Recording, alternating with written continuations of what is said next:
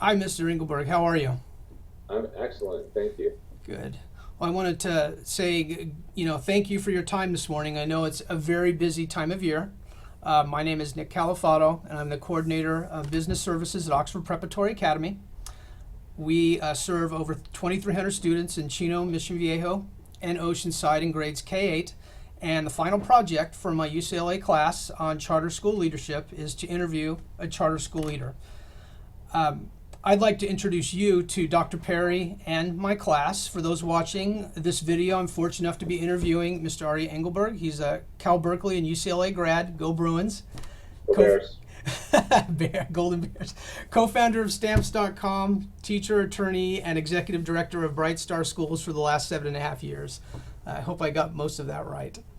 Yeah, that sounds pretty good. All right.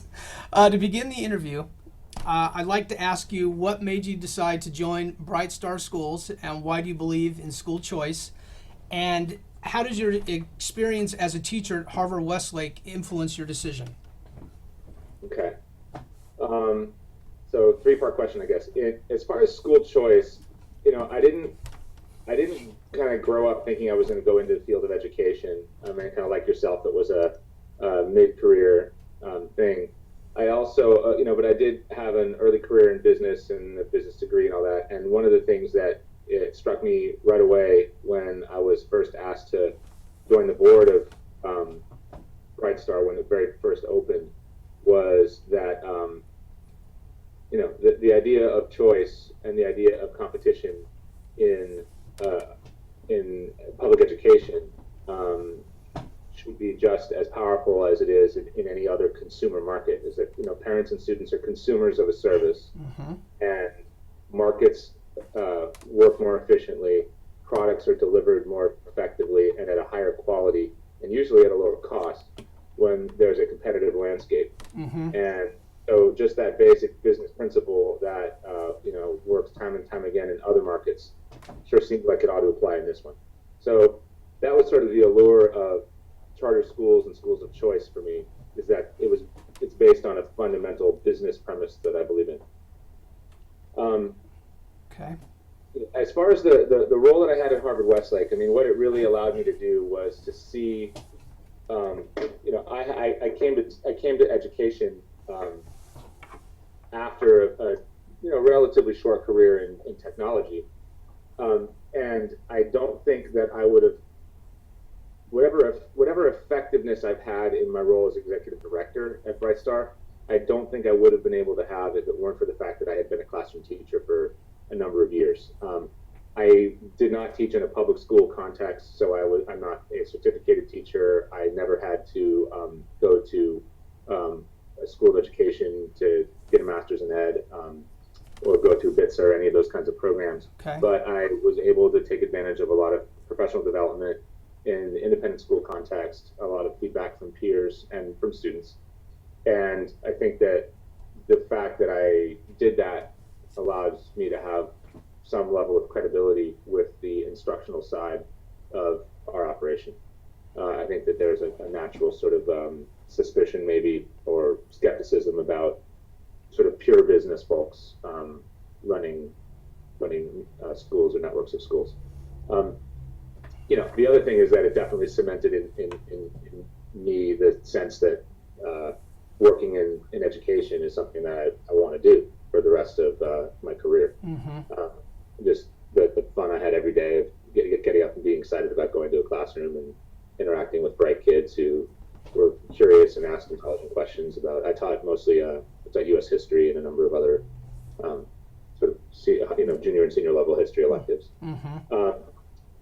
And then the what was the third part of the question? Why did I Oh, come to Bright Star? yeah. Yeah, And just your decision to join Bright yeah. Star. Well, so I had been I was a law school classmate of our founder, a guy named Jeff Hilger, who had been in the Teach for America program. Grew up here in L.A. Mm-hmm. Went back east to college. We met in law school. He also has a master's in public policy, I believe, and he had been in TFA. And after grad school, he went to work in a law firm downtown, and he called me up, a couple years into his practice, and we had we had stayed in touch, and he said that he was going to start a charter school. Did I want to be on the board? And I said, sure. What's a charter school? And that's kind of how I learned what a charter school is. I ended up becoming the founding board chair of the school. At the time, we were called Stella Academy before we had more than one school. We kind of rebranded as Bright Star after I think in our third year of operation. And so I began the process of learning kind of from the seat of the board chair how charter schools work. Jeff obviously did the very heavy lifting, and deserves a ton of credit for the success that the school had in its early years that provided it a foundation for where we are now. I would say after our fourth year of operation, we were approached by a group called Charter School Growth Fund in Colorado, which in itself is funded by, I think, Walton Foundation and Gates Foundation and a few others, about taking a rather large grant to open a whole network of middle schools very rapidly. And this is in 2007-8. And it was in the course of that strategic planning process and in the course of considering their offer of funding that they suggested that we needed additional sort of senior, executive management to sort of facilitate growth. And the board and I and Jeff all thought it would make sense if I kind of tried my hand as executive director and he would slide into sort of the chief academic, chief school operations role. And I did that. And as it turns out, we ended up turning down the grant offer that had been given to us. We felt that it was asking us to grow at a pace that we weren't comfortable with, just much too fast. Sure. But I stayed on as executive director, and we pursued a slower growth strategy. And then, of course, in 2008, the market collapsed, and the timing was not right to try to grow rapidly. So we spent our time just reinvesting in systems and kind of building our platform so that when the time was right, we could grow. And so anyhow, so that's kind of how I came in, is really almost on an interim basis, precipitated by this grant opportunity, which we then turned down. But I stayed around, so I guess I'm not interim anymore. Yeah, after 7.5 years, I would hope not. Okay, well that's great, and that kind of also then answered my second question as well, because I was just going to ask you about how your position as executive director, your experiences with the students, has impacted you over the 7.5 years. So, if you have anything to say there. Yeah,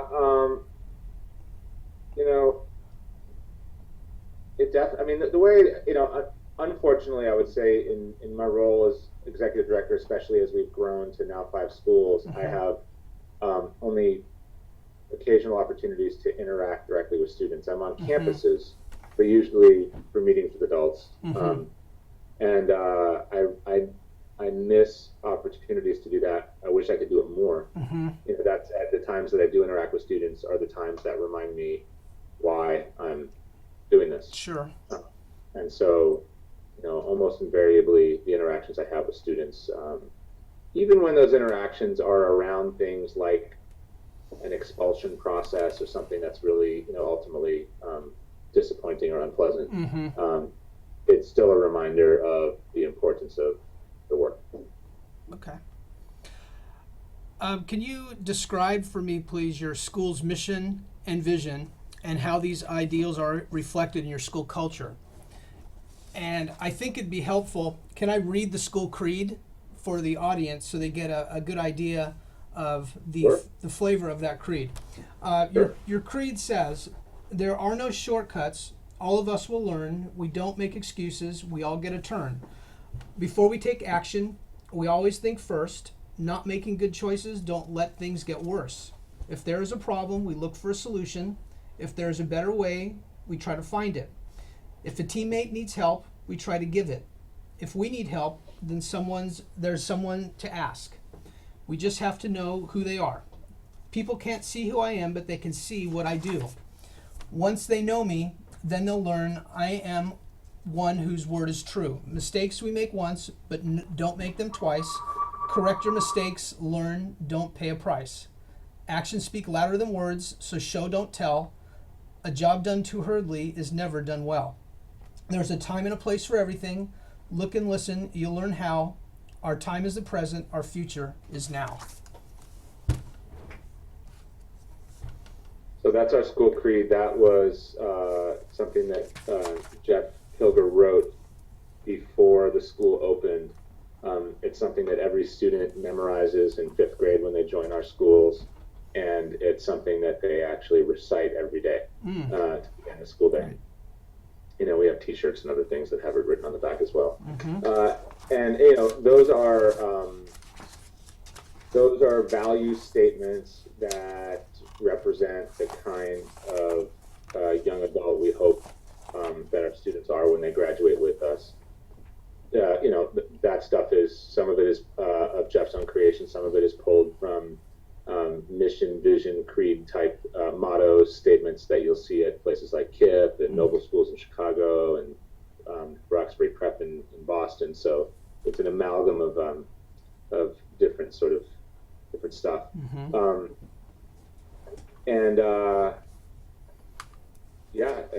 kids know what it means, and they believe it, and we spend time talking about each of the statements that are embedded in the creed, and we hope that, you know, through the program they're able to sort of live out and realize some of the values that are embedded there. Our mission is, you know, it's fairly standard, I suppose, by sort of urban independent charter school standards. You know, our goal is that students achieve academic excellence, accept responsibility for their futures, and embrace school as family. I mean, I have it memorized. Create an opportunity for students to explore their talents in a supportive environment, so they're prepared for college and career. Right. And perhaps the most important thing that we add is that they're not just prepared for college and career, but they're also prepared to lead purposeful, fulfilling lives. So one of the things that we do that, you know, it's not unique by any means. There are many schools that do this and do this well. But one of the things that we have always tried to emphasize in different ways, using different programs over time, we continually refine it, is the idea that it is just as important to arm our students with sort of the social and emotional skills that will allow them to be productive, to feel that their lives have purpose and that their lives have meaning, beyond delivering them the academic skills that they're going to need in order to advance to a college degree. Mm-hmm. And you know, we do that in a lot of different ways. We do that through what we call life experiences. So we're big on getting kids out of the city, out of the state, exploring the country, allowing them to, you know, kind of see and do different things, have a broader vision of the world and of their possible place in it. We do it through community service.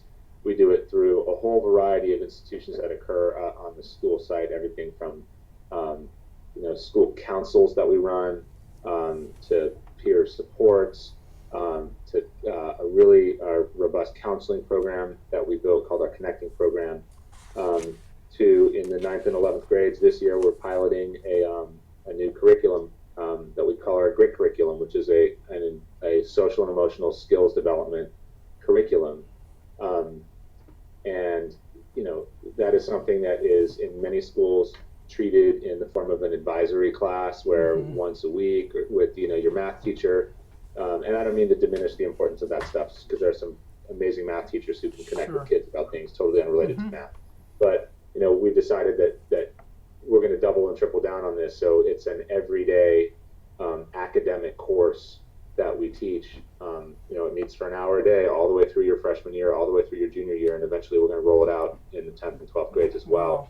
All about building social and emotional skills so that students, when they leave us, are ready to tackle the challenges that face them, whether those challenges exist in the context of a college academic program or otherwise. You know, we find that for the kids that we serve, who are 100% minority, nearly 100% Title I, many English language learners, very few students who come from families that have a college background, that the barriers to success in college are not academic.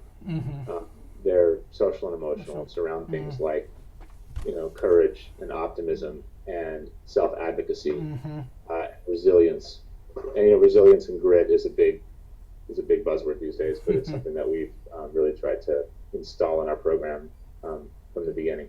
So that's the challenge is developing that stuff in students, and that's probably one of the distinguishing features of our mission statement and ultimately of our program. Okay, which kind of brings me to the next question. So your school culture certainly seems to promote the belief that every student should take personal responsibility for their actions and make better choices, as you just described. So what's the overarching educational philosophy or belief that ties it all together at the schools? The overall, I guess, the educational philosophy is really embedded in the belief that all students are born as able to learn as any other student, and that the things that ultimately separate students and create the achievement gap that we're very familiar with, between predominantly white and Asian middle and upper middle income students and lower income African American Latino students, is obviously not some kind of inherent difference, but it's born out of the conditions of their community, the conditions perhaps of their families. And so a lot of the work that we do is aimed at, some of those differences, some of the hurdles that our students have to overcome, or the challenges that they face, require extra time, simply more time on task. So that's a big element of our program. In a variety of different intervention programs, from obviously group work to individual work to push in, pull out, you name it. We're doing RTI programs, but it's also on the social and emotional side. So really heavily investing in counseling programs, in family supports, in parent education, mental health, vision, dental screening. A wide variety of ways in which students can express their concerns about themselves and their health and their situation, and have those addressed by professionals or paraprofessionals, all with the goal of making sure that, for like the road that I had to college was a smooth road that was paved for me. It was very clear. It was straight. There were no bumps or twists or potholes. I didn't have anything thrown at me, on my way to college. And these kids are constantly dealing with twists and turns in the road and bumps and potholes and you name it. And so it's our job to try to smooth out that path as much as possible. So that's kind of the underlying mission or the underlying philosophy of our program. In terms of how it's executed, it's a back to basics program. We're not a big blended learning program. We're not a progressive or constructivist kind of program. We're definitely a more traditional program. We're very heavy on English language arts and math. Especially because a lot of our students are coming in with English language deficiencies, and we're very kind of literacy based and numeracy based as a program. So what would a typical day be like at one of your schools for your students? It depends on the grade level, but it's school begins around 7:30. We do have a 0 period. Some students can get there much earlier. We have some funding for before school academic supports, and those occur. We have teachers do office hours. We also have study sessions. Computer labs are open, and there'll be a double. Depending on the schedule, it's some of them are rotating block schedules. Some of them are more traditional, but we'll have a double, usually a double ELA block and a double math block. We follow the social studies, foreign language. We have obviously Spanish is the foreign language that we offer at all of our schools, except we do have now a Chinese class at our high school and a Korean class at our middle school in Koreatown. And we what else? A variety of arts as our schools have grown, especially our high schools. We're building out arts programs and music programs, dance programs, performing and visual arts. And that's really the core of it. Half-hour lunch. PE is required. PE is a requirement for every student every day, all the way through high school. That's something that we believe in, kind of body, mind, spirit. Making sure that students have a chance to run around and still be kids, and that you can't have kind of academic health and mental health without physical health. Sure. And part of that is nutrition and exercise. So Okay. we build that in. And Valor Academy High School, did that just start up? Was it a merger with another organization? Yeah. Valor Academy was an independent charter school that started 6 years ago now in Panorama City in the San Fernando Valley. Mm-hmm. About 3.5 years ago, 4 years ago, when we were doing a strategic growth planning process, we decided that the San Fernando Valley was an area ripe for with opportunity for expansion. Most of those big CMOs in LA had, for a variety of reasons, stayed away from the valley, and we felt that there were some significant communities of need in the valley. And a number of our board members and I are very familiar with the valley, I having grown up there, and wanted to expand in that direction. And so I had been working with the founder of Valor Academy on a few other projects, and we decided that we would sort of join forces. They were looking to open a high school. We were looking to grow in the valley. So we said, well, let's do this together. And it sort of gradually morphed into a structure that it just made sense to merge the two schools. So Valor became part of Bright Star, was absorbed by Bright Star about 2 years ago. And kind of concurrent with that, coincident to that, we opened Valor Academy High School. So it's now in its second year.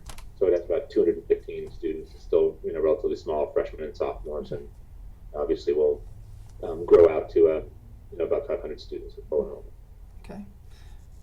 Great. What practices have you found that keeps your parents engaged and involved in their child's education? We do a variety of things that, some of which are common at other schools. Obviously, back to school nights, parent-teacher conferences. We do student-led conferences. We want the students to be involved in conferences as well, which is a trend in a lot of schools. We have family dinners, so we have quarterly dinners at our schools where families are invited to come and just kind of hang out socially with teachers and administrators and enjoy time together and talk about whatever's on their mind. Coffee with the principal on a monthly basis. Some of the schools do it every other week. We have an active kind of parent volunteer commitment. It's not a requirement. There's no, nothing happens to parents if they don't meet their volunteer hours, but we do try to create a culture of parent volunteerism. Our schools, all of the parents get these, they're called parent passports, and it's a little booklet that it looks like a passport, Bright Star passport, and whenever parents volunteer, they get stamps in their passport, and the idea is to sort of create the incentive for a little competition among parents to see who can get the most stamps in their passport. And at the end of the year, we offer various awards to parents who have really demonstrated a real strong commitment to volunteerism. We absolutely understand that some parents are not able to volunteer a lot of time directly to the school, especially if it's there are certain family situations that don't permit that, and we're obviously very sensitive to that. The most important thing that we ask parents to do is spend time with their students, reviewing their homework, and if that's all that a parent can give, that's fine by us, because that's really the most important thing that a parent can do. And then we do a lot of these life experience lessons, afford opportunities for parents to get involved in chaperoning, school site councils, formal things like school site council for Title I, development of LCAP plans now. Right. So it's everything from the sort of formal and bureaucratic ways to very kind of grassroots, family dinner type stuff. Got it. I was reviewing your schools program and I noticed your connections. It seems very unique, and I haven't come across any other schools that make themselves available to their parents and students 24 hours a day. So what has this program meant to your parents and students, and how has this and other programs resulted in better outcomes for your students? It's interesting. So this program actually grew out of when I taught at Harvard Westlake School, which is a very affluent private school in the Valley and in West LA. It's two campuses. And they have what they call a dean program, where they have a number of folks who are basically academic and guidance counselors for students, and they develop these multi-year relationships that span their middle school career, and then when they switch to the other campus, span their high school career.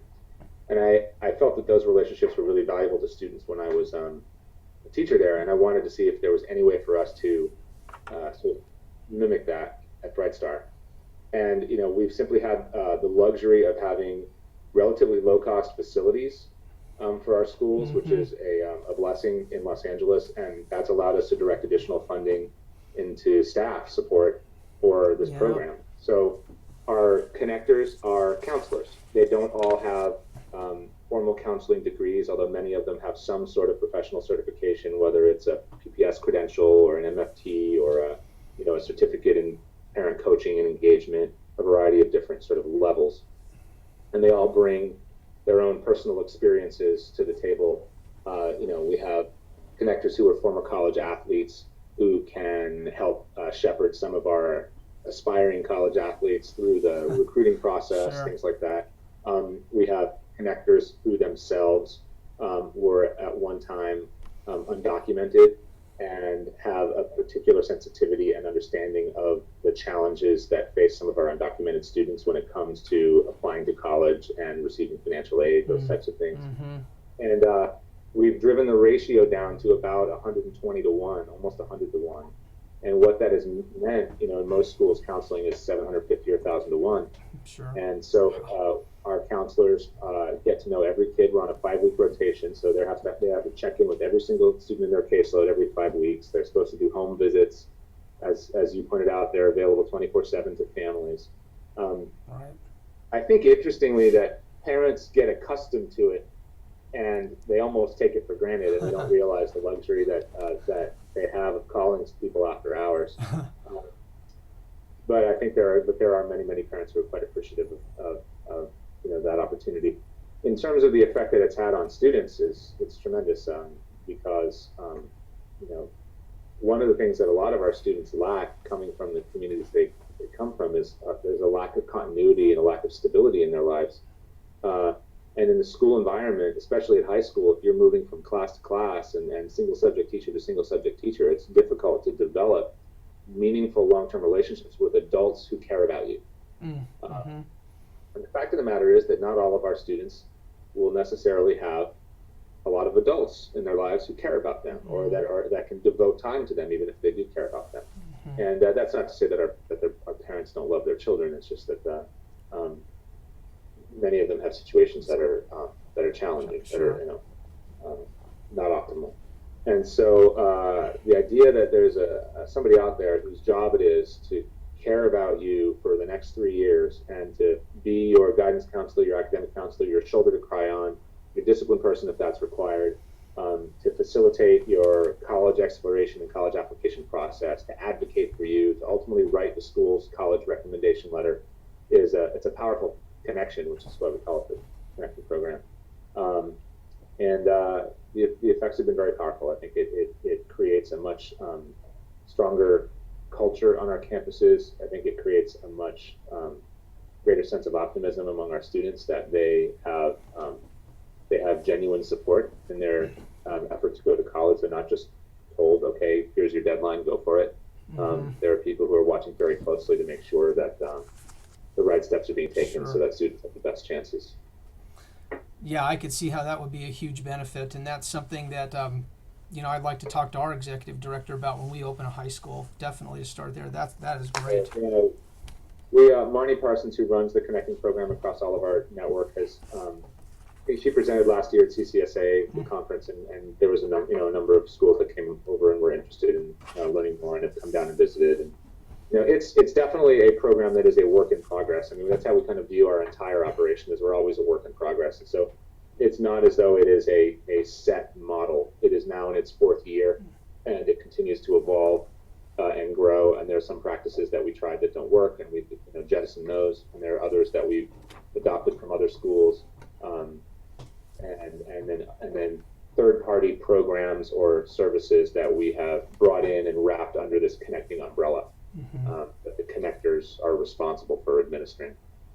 So it's still a work in progress, but we keep investing in it because it's working. That's great. Technology's become very important as Common Core standards are being implemented and smarter balanced testing has been introduced. So how does your school use technology in the classroom? And how have you prepared your students for the shift to online testing? So we're not a big kind of blended learning environment. We don't go around calling ourselves a blended learning environment, but very right from the beginning, we had lots of technology in the classroom. We've got, I think our ratio right now is about 3-to-1 of sort of computers to kids. We have really strong bandwidth across all of our campuses, and there are a variety of learning tools that are used, but we do not have a formal online curriculum, and we're not doing a lot of sort of flipping of classrooms. We don't have a rotational model like you see at the Alliance Blast schools or some of the KIPP schools or Rocket Ship or anything like that. So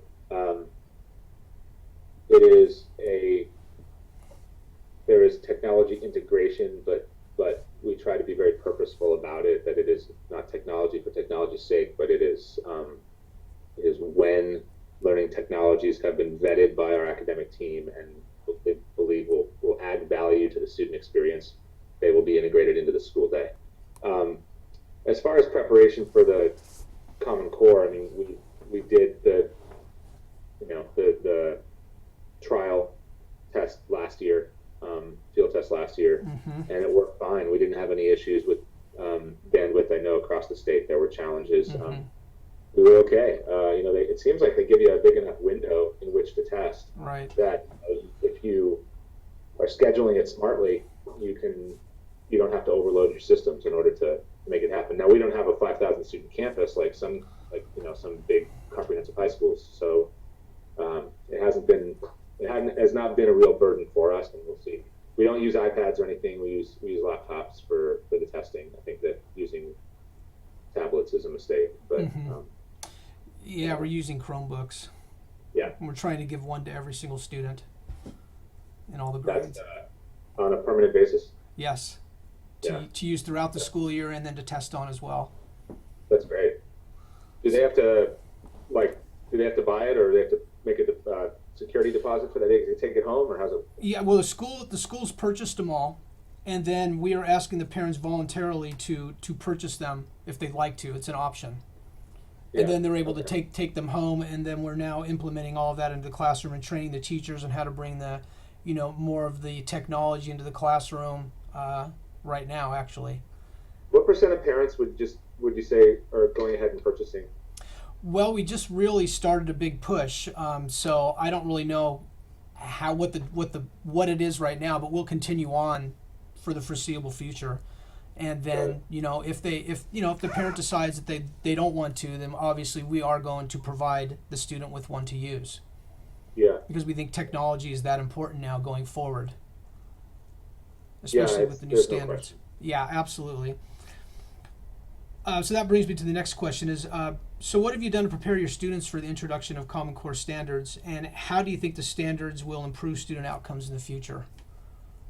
So, the answer to the first part of the question is really one that Melissa Kaplan, our Chief Academic Officer, Jen Simmons, our Director of Instruction, would be better able to answer. But generally, I can say that we started professional development around the Common Core 3 years ago.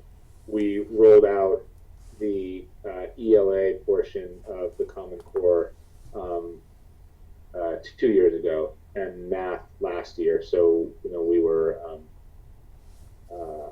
rolled out the ELA portion a year before it needed to be deployed. How I think it's going to help is pretty high level stuff. I think its emphasis on critical thinking and analytical reasoning and kind of higher order skills is the right one, because those are the kinds of skills that are ultimately better indicators of success in college and better indicators of success in career than some of the previous standards, which tended to be much more kind of content heavy. And so it's such cliche, but when all the content in the world is available at your fingertips on your on your cell phone, right. it changes the game, and it becomes much more about how you use that information, how you think about it, how you synthesize it, how you create arguments from it. And I think the Common Core is better preparing students for that kind of work. Mm-hmm. Although, we'll see. It'll be 15 years before we know for sure. Right. Yeah, it'll be a long, down the road for sure. It certainly appears that LAUSD is charter friendly. Can you tell me about your experience with your authorizer, your charter renewal process, those kinds of things? Sure. And Dr. Perry's going to see this, right? So this is a rigged question, isn't it? I hope he does, and I hope he likes it. Yeah, so we actually have a really strong relationship with LAUSD. Not all charter organizations do, but I think, and I hope Dr. Perry would say privately, that one of the things that we've tried to do at Bright Star is be transparent with LAUSD when we have challenges or we have situations. We make sure that we tell them about it before they sort of find out about it from somebody else. And that, I've always felt that while there are processes and institutions within LAUSD that sometimes can be frustrating because it's a very large organization, and that there are sometimes forces that seem to be working against you. The truth is that the people who we interact with are consistently people of goodwill and are consistently people who want the best for kids. And so when you acknowledge that, then you really have to sort of be willing, when they say jump, to ask how high. And that's what our organization's done. And so as a result, I think we have a good working relationship with the district, particularly with the Charter Schools Division, which is obviously where we spend the majority of our time. There's a whole separate issue around the political environment, because while the charter office is, I believe, charter friendly and wants to support charter schools as much as it can within its role as an authorizer, the school board is more subject to the kind of vagaries of politics. And so support for charters at the board level kind of waxes and wanes, and it's in a waning moment now. But that's okay. That's why we have elections. Right. So it's been a good relationship, and we're very happy with the relationship that we have with the district. I don't think we've ever had a run-in about anything. Good. I watched the video about your after-school wrestling program at Stella, and it was very impressive. Can you tell me about the importance of these kinds of programs to your students? Yeah, I mean, it's everything. I mean, the wrestling program is really neat because it's called Beat the Streets, and it's actually now at 4 of our schools.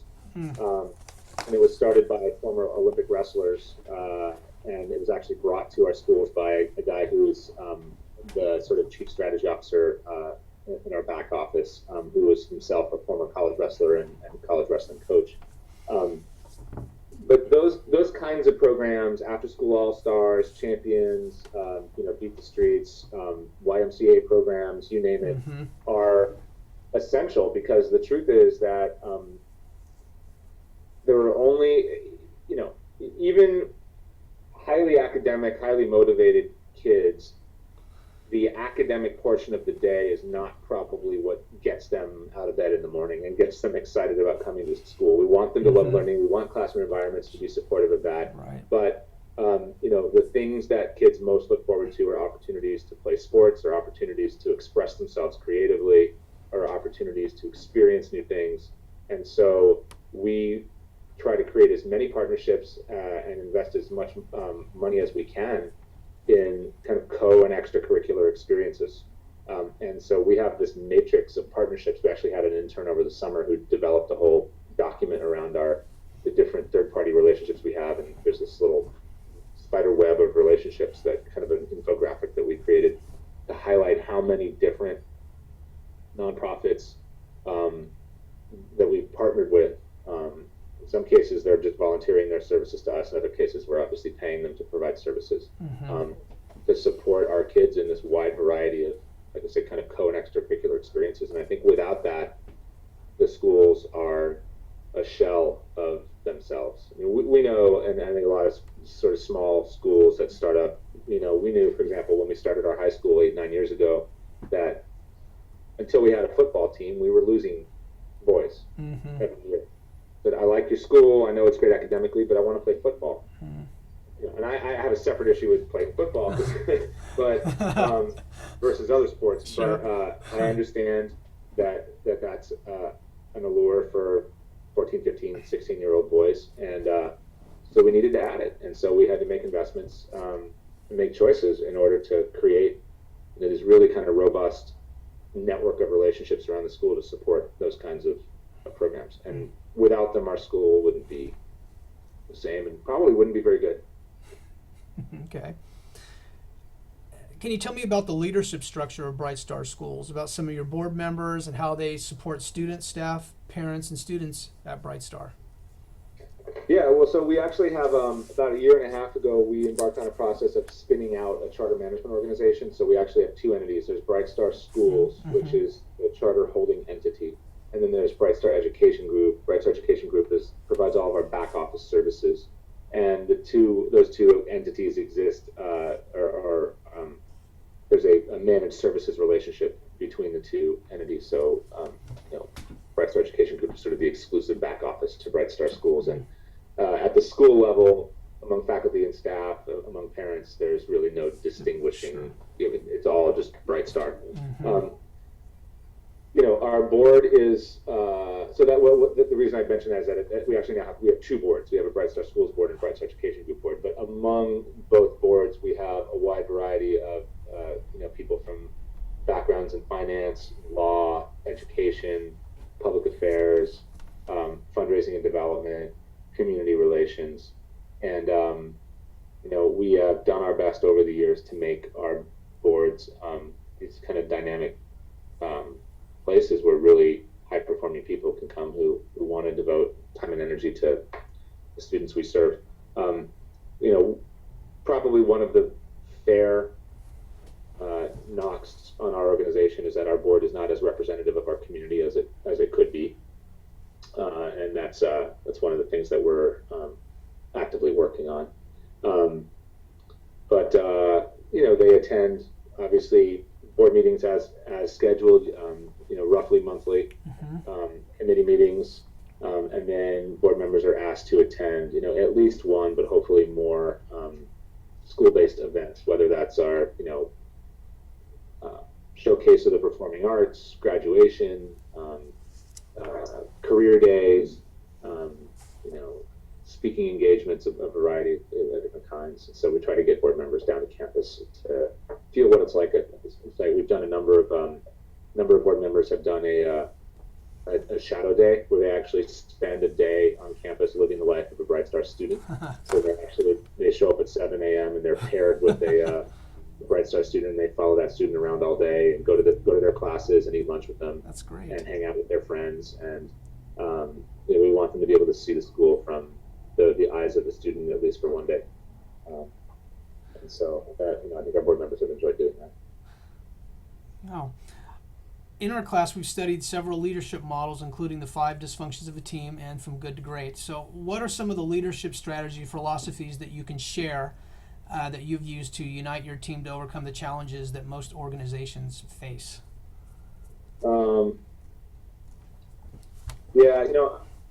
I wouldn't say that I've